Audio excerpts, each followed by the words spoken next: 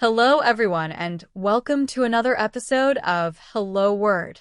I'm Alex, and today we're diving into the world of language with a simple yet essential word, alive. This word is an A2 level adjective, meaning living, not dead.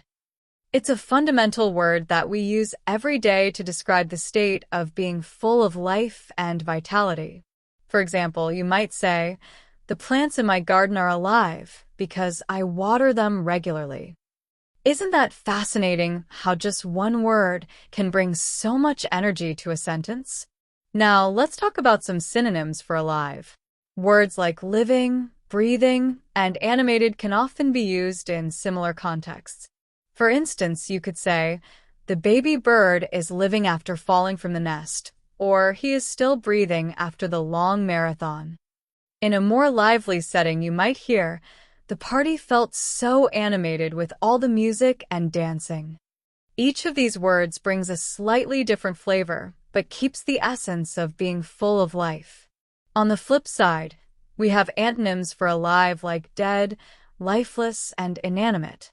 For example, you could say, "The flowers are dead because they weren't watered," or "The doll is lifeless, even though it looks so realistic." You might also hear, "The rock is inanimate, so of course, it doesn't move." These contrasting words help highlight what it means to be alive. In everyday life, the word alive can pop up in so many ways. You might hear someone say, "I feel so alive after my morning coffee," or "The city comes alive at night with all its lights and sounds." It's a word that captures the energy and presence of living things and vibrant places. Here are a few more examples of how you can use alive in sentences. "The kitten found under the porch is luckily alive and healthy." After the storm passed, they were relieved to see the trees still alive. The artist's work makes the room feel so alive and colorful. These examples show how versatile and powerful this little word can be.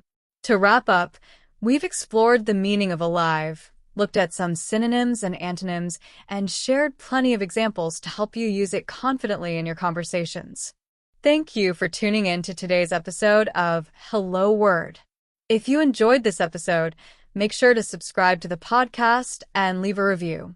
Your support helps others find the show and join our growing community. Don't forget to challenge yourself by creating your own sentence using alive and sharing it in the comments.